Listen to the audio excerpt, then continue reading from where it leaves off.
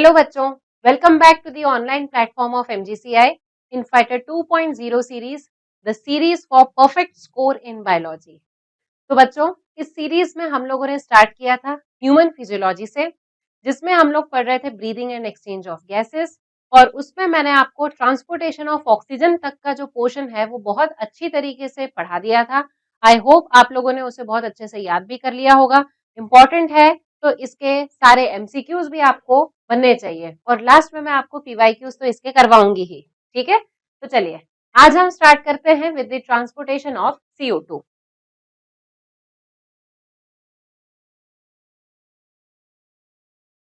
चलिए let's start with transportation of CO2।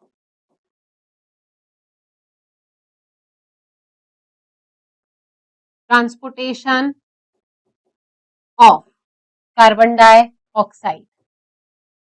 देखिए, transportation of carbon dioxide में मैंने आपको बताया था तीन तरह से कार्बन डाइऑक्साइड का ट्रांसपोर्टेशन होता है। कितनी तरह से होता है? तीन तरह से। एक मैंने आपको बताया था बाय हीमोग्लोबिन। किसके थ्रू होता है ट्रांसपोर्टेशन ऑफ कार्बन डाइऑक्साइड? सबसे पहला ट्रांसपोर्टेशन हीमोग्लोबिन के द्वारा। कितना? 20 to 25%। दूसरा आपको मैंने बताया था in the form of bicarbonate ion. कितना होगा? लगभग 70%। तीसरा आपको मैंने बताया था यहां पर प्लाज्मा के थ्रू, वो भी किस कंडीशन में? डिसॉल्व्ड कंडीशन में। क्लियर है? तो ये तीन तरीकों से कार्बन डाइऑक्साइड का ट्रांसपोर्टेशन होता है। ठीक, अब कौन से ऐसे फैक्टर्स हैं which could affect the transportation of carbon dioxide? देखें, फैक्टर्स अफेक्टिंग द ट्रांसपोर्टेशन। देखो, मेनली एक ही फैक्टर अफेक्ट करेगा, that is the partial pressure. और वो भी किसका पार्शियल प्रेशर? PO2 और PCO2 का पार्शियल प्रेशर अफेक्ट करेगा। ठीक है, अब PO2 ज्यादा कहां प्रेजेंट होता है? एल्विलाई के सरफेस पर। ठीक है, और PCO2 ज्यादा कहां प्रेजेंट होता है? टिश्यू लेवल पर PCO2 प्रेजेंट होता है। ठीक, तो कार्बन डाइऑक्साइड का ट्रांसपोर्टेशन कहां से कहां पर होगा? कार्बन डाइऑक्साइड का ट्रांसपोर्टेशन होगा फ्रॉम टिश्यू टू एल्विलाई। कहां से कहां पर होगा? टिश्यू से एल्विलाई की तरफ में होगा। ठीक है, एंड इंपॉर्टेंट चीज, and it favours the dissociation of oxy haemoglobin. ये क्या करवाएगा? ऑक्सी हीमोग्लोबिन का डिसोसिएशन करवाएगा। बिना ऑक्सी हीमोग्लोबिन का डिसोसिएशन हुए कभी भी कार्बन डाइऑक्साइड का ट्रांसपोर्टेशन नहीं हो सकता। ठीक है, क्यों नहीं हो सकता? क्योंकि ऑक्सीजन जब तक टिश्यूज के अंदर नहीं जाएगा तब तक CO2 वहां से बाहर नहीं निकलेगा। क्लियर है? या फिर हम ऐसा बोले, पहले कौन आएगा? CO2 आएगा, उसके बाद में ऑक्सीजन जो है वो अंदर जाएगा, क्योंकि CO2 की सॉल्युबिलिटी ज्यादा होती है। ठीक है, चलिए, तो ये हमने कुछ बेसिक चीजें देख ली हैं। अब यहाँ पर मैं आपको बता देती हूँ ट्रांसपोर्टेशन किस तरीके से होता है। सी, क्या बना लिया अपन ने? ये हमने बना ली यहाँ पर टिश्यू साइट। ठीक, टिश्यू की साइट पर क्या हो रहा है? मेटाबॉलिज्म। मेटाबॉलिज्म होने की वजह से PO2 कम है, क्योंकि ऑक्सीजन लगातार उपयोग में आ रहा है। PCO2 ज्यादा है, यानी कि 45 mmHg। क्या है यहाँ पर? PCO2 है। अब यहाँ पर कौन आया है? यहाँ आई है हमारी RBC। शेप क्या दिखाई दे रहा है आपको? RBC का बाइकॉनकेव शेप दिखाई दे रहा है। ठीक, RBC के अंदर कौन प्रेजेंट है? RBC के अंदर प्रेजेंट है ऑक्सी हीमोग्लोबिन। ऑक्सी हीमोग्लोबिन कैसे बना हुआ है? ये 1 मॉलिक्यूल ऑफ हीमोग्लोबिन ने कंबाइन किया था 4 मॉलिक्यूल ऑफ ऑक्सीजन के साथ में। तो यहाँ पर क्या बना हुआ है? ऑक्सी हीमोग्लोबिन जो है वो बना हुआ है। क्लियर?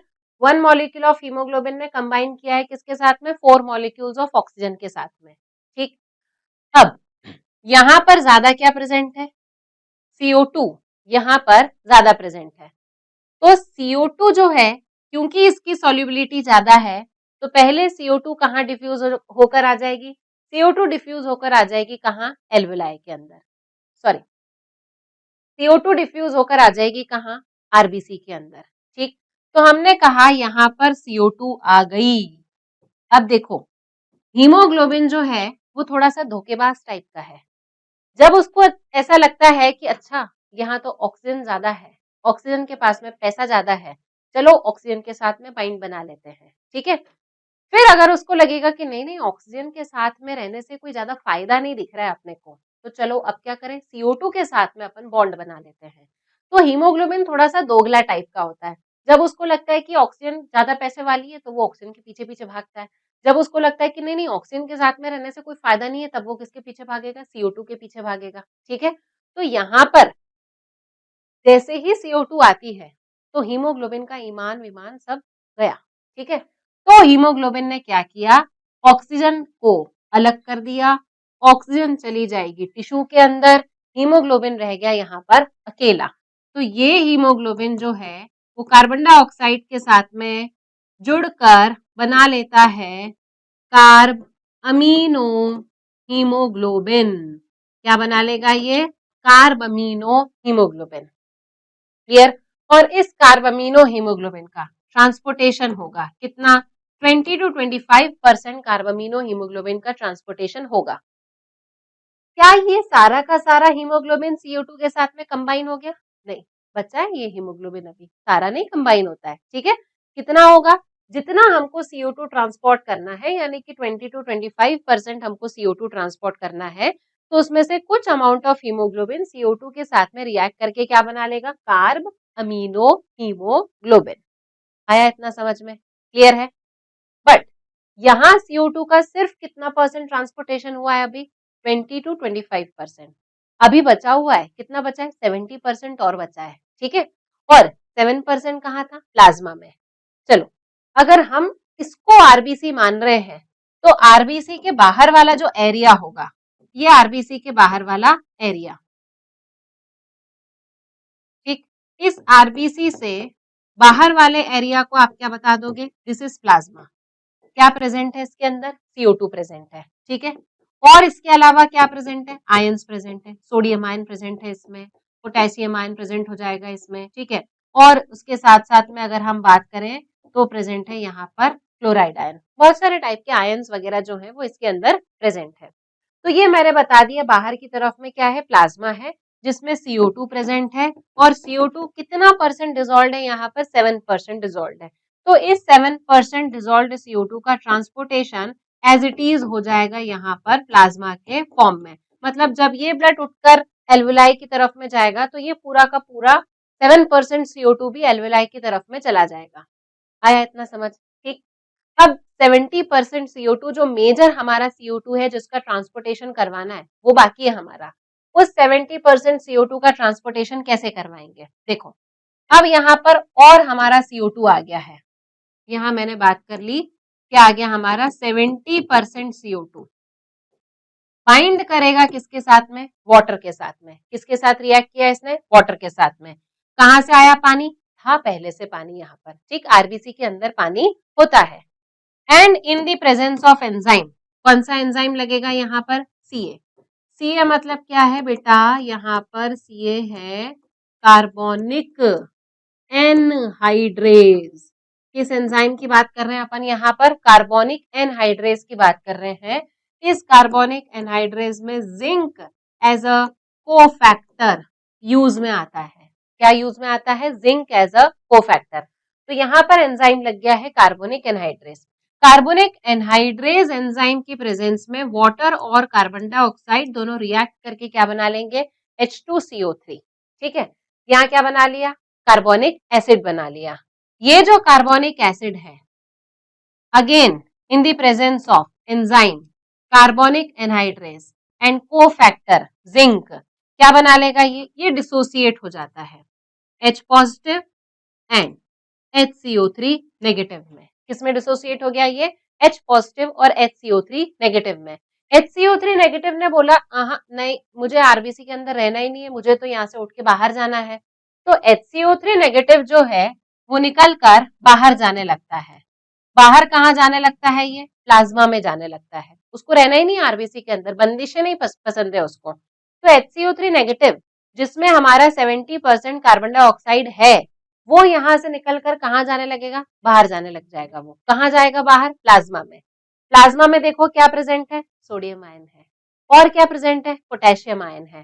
तो ये HCO3 नेगेटिव जब बाहर आता है प्लाज्मा में, तब ये HCO3 नेगेटिव रिएक्ट कर लेगा सोडियम आयन के साथ में और बना लेगा ये NaHCO3। क्या बना लिया इसने? NaHCO3। क्लियर है? ठीक। और अगर यहाँ पर पोटेशियम होगा तो वो बना लेगा पोटेशियम कार्बोनेट। ठीक है, तो यहाँ पर बन गया सोडियम बाइकार्बोनेट। क्लियर? इस बाइकार्बोनेट आयन के फॉर्म में ट्रांसपोर्टेशन होगा। अब एक चीज और देखो, हम अगर यहाँ से नेगेटिवली चार्ज आयन को बाहर लेकर आए हैं तो अंदर आरबीसी में तो नेगेटिवली चार्ज आयन की कमी हो गई ना। तो अब क्या करेंगे? ये जो क्लोराइड है, इस क्लोराइड को शिफ्ट कर दो अंदर। क्लोराइड को प्लाज्मा में से क्या कर दो? शिफ्ट कर दो अंदर की तरफ में। जैसे ही HCO3 नेगेटिव बाहर आएगा, बदले में क्या भेज देंगे अपन इसके अंदर? क्लोराइड आयन भेज देंगे। तो ये जो क्लोराइड आयन को हमने भेजा है, this principle is called as the chloride shift. क्या बोला जाता है इसको? This is called as the chloride shift. और ये क्लोराइड शिफ्ट हुआ जिसकी वजह से अंदर की ऑस्मोलैरिटी जो है वो हमने मेंटेन करके रखी है, क्योंकि नेगेटिवली चार्ज आयन के फॉर्म में HCO3 नेगेटिव जो है वो बाहर चला गया था। क्लियर है? ठीक। तो अब देखो 20 to 25% CO2 का ट्रांसपोर्टेशन हो जाएगा in the form of carbamino haemoglobin. 70% का ट्रांसपोर्टेशन अपन ने बता दिया in the form of sodium bicarbonate.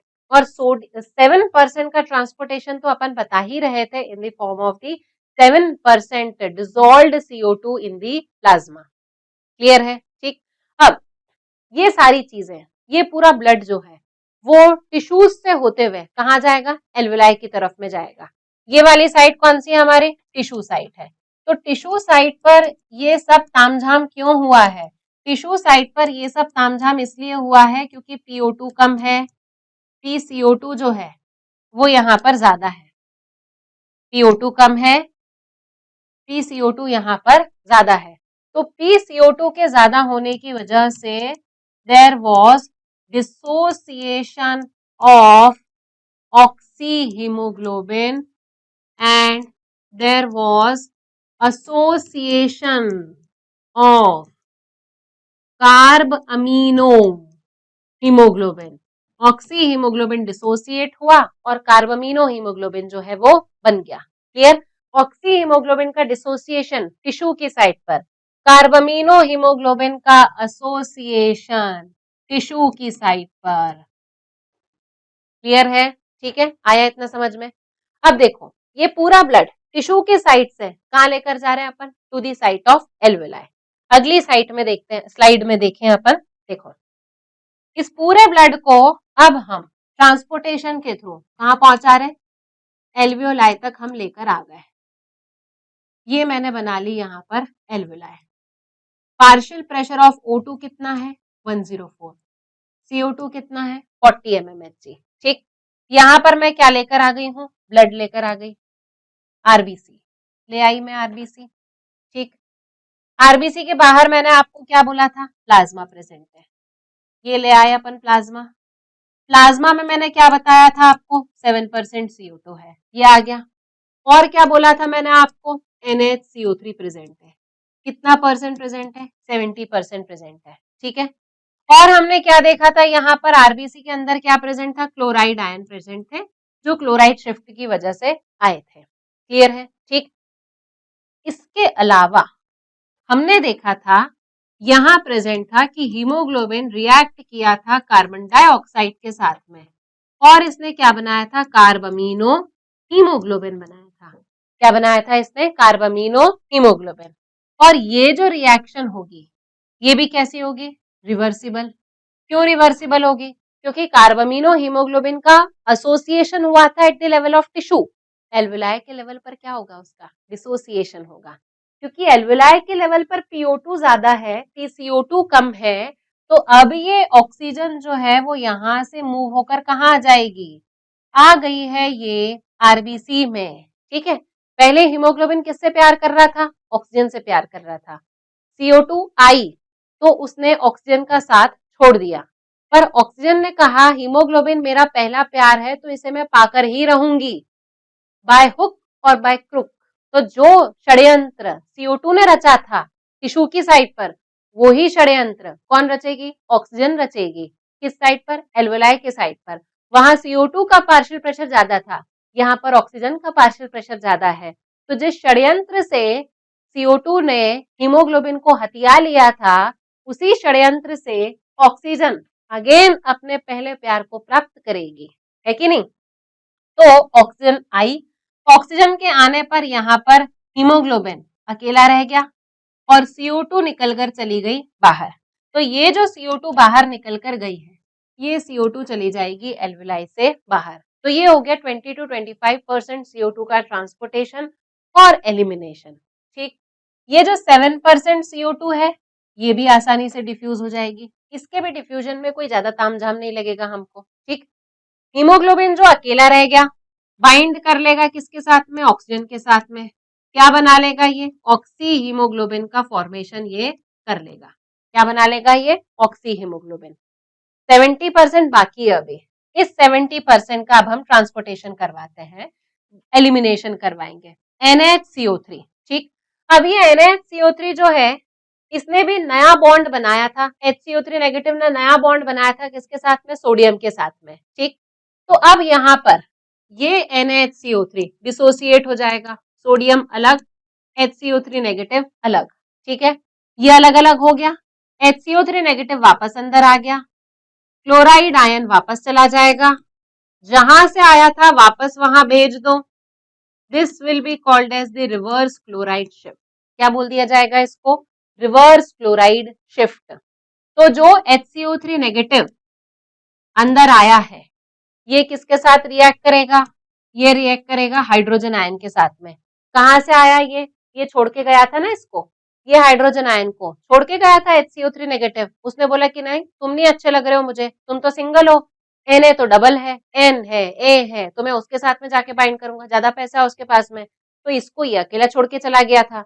अब वापस से उसको भी अपने प्यार की याद आई, तो ये यहाँ पर आ गया। HCO3 नेगेटिव ने बोला गलती हो गई यार मेरे से, अपन दोनों ही अच्छा बॉन्ड बना रहे थे, चलो वापस से साथ साथ में मिल जाए अपन। वापस से साथ साथ में मिल गए तो ये क्या बना लेगा, H2CO3 बना लेगा ये। ठीक है, अब ये H2CO3 जो है ये क्या करेगा, इसको भी ऐसा लगा कि नहीं अलग अलग रहना चाहिए, तो H2CO3 वापस से डिसोसिएट हो जाएगा into H2O and carbon dioxide, again in the presence of enzyme carbonic anhydrase and carbonic anhydrase. क्या अलग कर दिया अपन ने, यहां से CO2 अलग कर दिया, ये CO2 एल्वुलाई के थ्रू चला जाएगा बाहर। क्लियर है, यहां हमने कंप्लीट किया है the transportation of CO2, transportation of 25% of CO2, ये हुआ 25% of CO2, transportation of 70% of CO2 and transportation of 7% of CO2। Clear है, ठीक।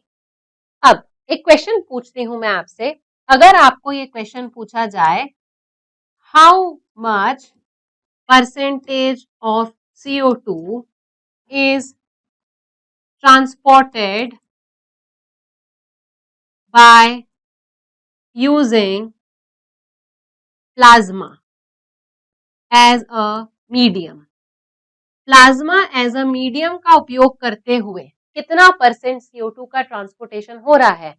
तो प्लाज्मा एज अ मीडियम का उपयोग करते हुए 7 एंड 70, तो हम यहाँ पर बोल देंगे 77% का CO2 ट्रांसपोर्टेशन होता है by using plasma as a medium. ठीक है, बट डिजॉल्व्ड कंडीशन में कितना होगा, 7%, और सोडियम बाइकार्बोनेट के फॉर्म में कितना होगा, 70% होगा। क्लियर है बच्चों इतना, ठीक है। तो ये हमने कंप्लीट किया है यहाँ पर ट्रांसपोर्टेशन ऑफ CO2। अब इसमें एक इक्वेशन भी है जो अपनी बुक लिखती है, उस इक्वेशन को भी हम देख लें एक बार, जो मैंने आपको बता तो दी है, फिर भी थोड़ा और केयरफुली हम इसको देख लें। CO2 प्लस H2 रिवर्सिबल का साइन है ना, किसका साइन है? रिवर्सिबिलिटी का। In the presence of enzyme carbonic anhydrase zinc as a cofactor. ठीक है, क्या बनाएगा ये यहाँ पर? ये बना लेगा H2CO3। Again reversible reaction in the presence of enzyme carbonic anhydrase by using zinc as a cofactor. This will dissociate in HCO3 negative and H positive. Clear? कहाँ हो रहा है ये सब कुछ? देखो ये चीज CO2 और H2O का कॉम्बिनेशन ये कहाँ हो रहा है? Eight the level of tissue. तो टिश्यू के लेवल पर ये रिएक्शन पूरी फॉरवर्ड डायरेक्शन में हो रही है। किस डायरेक्शन में हो रही है? फॉरवर्ड डायरेक्शन में। और इस चीज का फॉर्मेशन ये जो है ये भी कहां पर हो रहा है? टिश्यू के लेवल पर। तो ये पूरी रिएक्शन फॉरवर्ड डायरेक्शन में कहां हो रही है? टिश्यू के लेवल पर। ये पूरी रिएक्शन बैकवर्ड डायरेक्शन में कहां हो रही है? At the